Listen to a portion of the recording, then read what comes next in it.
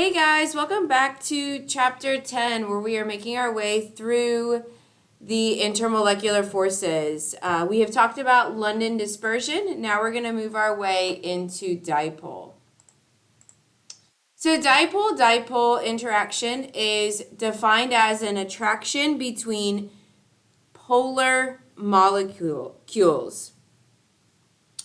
So our London dispersion was inclusive, right? Anybody and everybody felt those London dispersion forces. Now with dipole, we've gotten a little bit exclusive. In order to feel these dipole-dipole interactions, you must be a polar molecule. Now, polar molecules is something that we talked about in General Chemistry 1. I suspect it's something that you might need a refresher on. So if you go to the list of videos, the very next video you'll see is going to be a refresher in Lewis structures. It's going to be a refresher in identifying dipole bonds. And then it's going to be a refresher in how to determine if it is in fact a polar molecule. So now the ability to determine whether it's a polar molecule or not is vitally important. If it is polar, then it could be a dipole-dipole interaction. If it is non-polar, all it's got is London dispersion.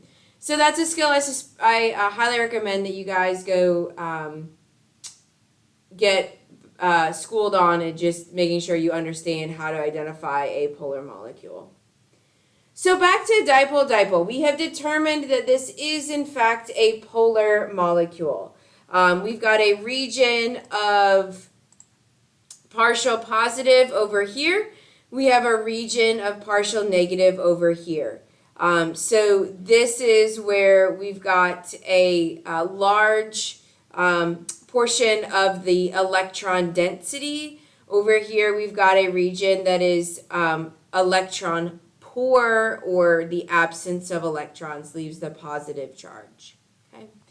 The big difference here with dipole-dipole is this separation of charge is permanent.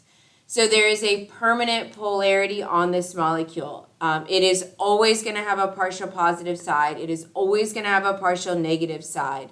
That is in contrast to the London dispersion, where this happens, but then it goes away. Here it's permanent, it sticks around.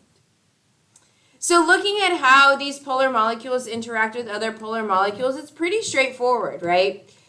So we're going to have the partial negative of one atom is going to be attracted to the partial positive on a neighboring molecule, which is going to be attracted to a neighboring molecule, so on and so forth. So we see these dotted lines are going to indicate that dipole-dipole attraction, positives attracted to negative, right?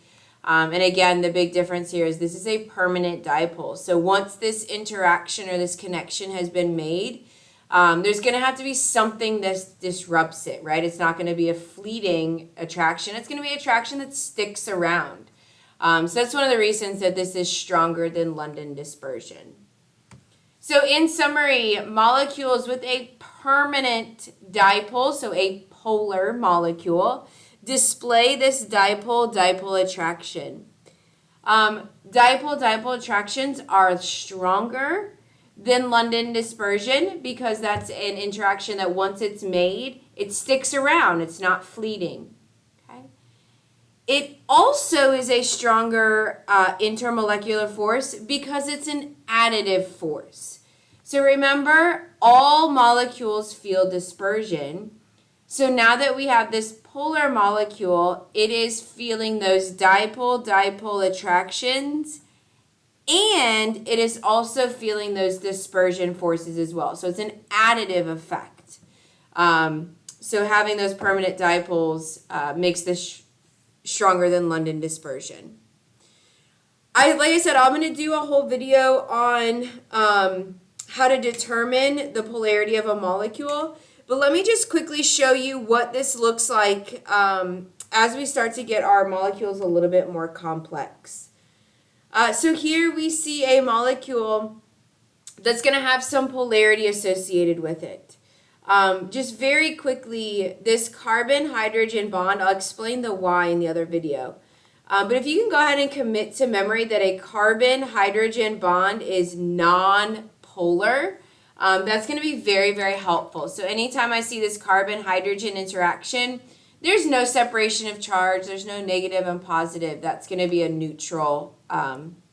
And I see a bunch of carbon-hydrogen bonds over here.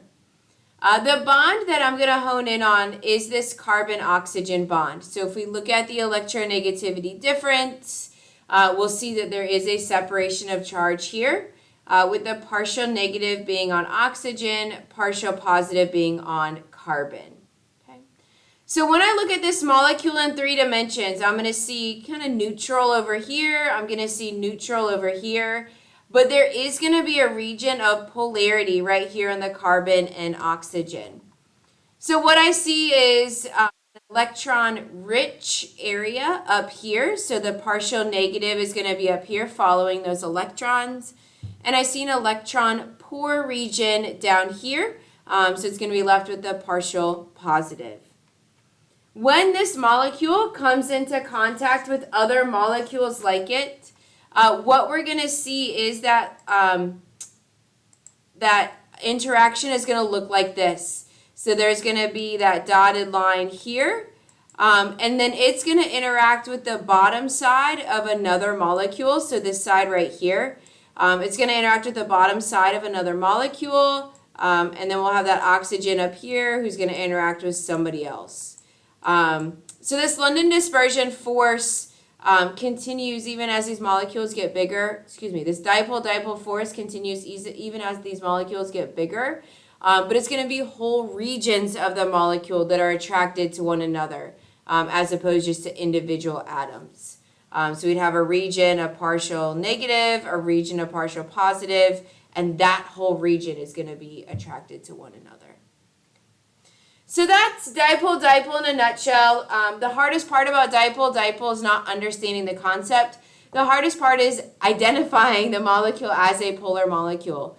So if that's something that you need to brush up on, go ahead and watch the next video, and you'll get a refresher in how to determine polarity.